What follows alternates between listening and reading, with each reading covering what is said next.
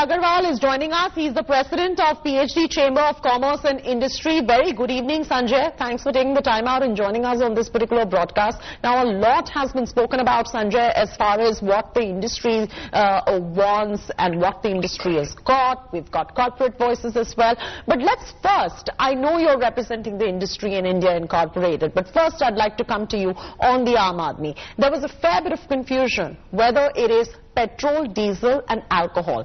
There was a lot of misinformation on this has become more expensive. But the fact of the matter is, as far as the end consumer is concerned, he is not going to be bearing the brunt of this additional cess that has been imposed, right? If you could just clarify that for the common man first before we get to the industry and whether or not you all are satisfied with it.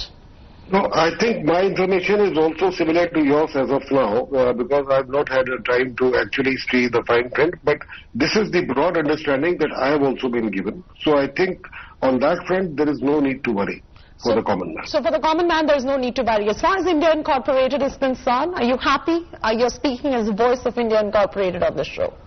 I am speaking as the voice of India Incorporated and especially the voice of MSMEs in India Incorporated. Absolutely. I think we represent more than 1.5 lakh enterprises of all sizes.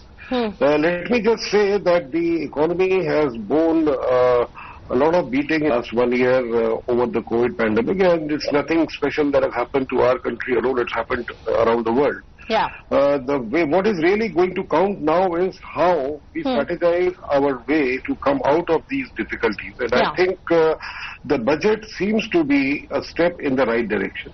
There is a huge focus on infrastructure and investment. This is what is going to create the jobs, and this is what is every rupee spent into infrastructure and investment is what is going to give us the best multiplier of hopefully 2.5 rupees for every 1 rupee spent or invested. I think that is the focus that we needed. There is a huge amount of money that is being allocated to construction of roads, ports, airports, railways. I think everything is in lakhs of crores and the numbers are truly encouraging, but still on behalf of the business community, on what the chamber has very strongly been recommending to the government throughout this year, especially during the budget discussions, we have been of the view that the economy can basically be revived by a very strong push into the infrastructure sector. We are looking at some good numbers coming out of this budget. The 20,000 crore investment into DFI, which will then generate 5 lakh crore, is fine. But national infrastructure pipeline is 111 lakh crores, which has to be spent over 5 years. Yeah. And it cannot be backloaded anymore. So you need to spend 25-30 lakh crores in the very first year. So we need to do this raising of funds from international markets, from disinvestment, and maybe slightly from budget deficit also, although it can't be too much.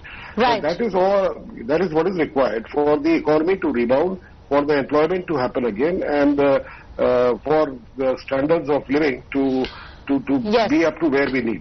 I want to go across to Vaishali Nigam Sinha as well, Chief Sustainability Officer at Renew Power. I do not want to speak specifically of the power sector here, but overall I want to understand macroeconomically as well. Let's take a look, because there are enhanced expenditure and this is an expansionary budget. I'm sure all of you agree that this had to be an expansionary budget because India is coming off the entire pandemic, which means that all the measures that have been announced mean that the fiscal deficit target for FY22 is 6.8% of the GDP. For FY21, that deficit estimate has been revised to 9.5% from 3.5% of the GDP. You are seeing an expansion as well in the fiscal deficit targets. But do you foresee on the back of these numbers there's going to be a challenge going forward for the years to come post FY22?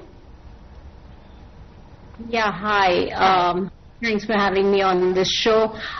You know, what I'd like to say is, first of all, let me congratulate the Finance Minister for presenting almost a perfect budget. And so that's really been great. I think she did it in a very structured way. It was a very holistic budget. And it was a very difficult year. We're coming out of a major pandemic. Honestly, I think if I could take a step back and say that even during the pandemic, the performance of the policymakers has been pretty amazing. You know, we've come back with a V-shaped curve, which is fantastic. You know, I was just looking at the list of things I would have liked of this budget and what was delivered. And it's really been, you know, fantastic in terms of well-balanced, looking at, you know, not changing the taxes, you know, making sure that, you know, we focus lives and livelihoods. You know, there were small bits in the budget which got a smile on the face of, you know, our elderly who've had a really terrible year, you know, with them being all cooped up and locked. They don't have to pay their taxes if they're above 75, and that's the big news for them. That's really a reason to cheer for them. Yeah, absolutely. And so I think we've gone through a pretty difficult year. And we've seen that it was very difficult. So as they say, I think it was a short speech which was fantastic. And you know, I think there was, you know, everybody went in with low expectations. So that was one thing which happened. And what we got was, it's like going for a movie. You know, you go in with low expectations, you don't come out disappointed.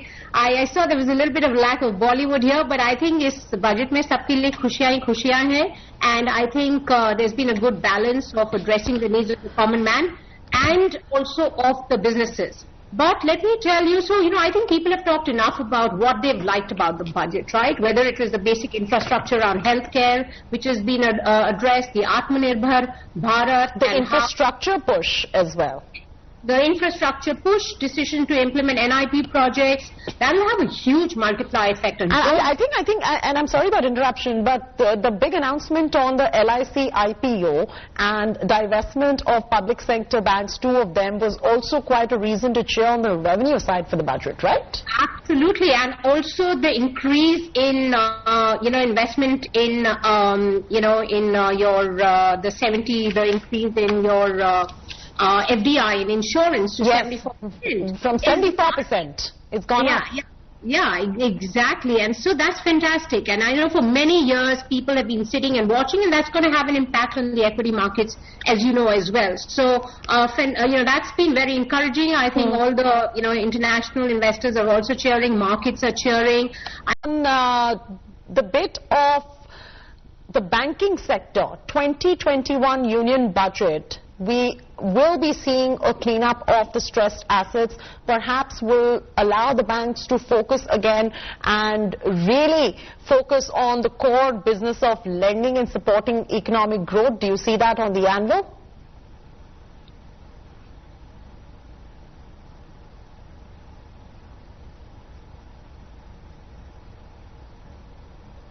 Sanjay, are you being able to hear me?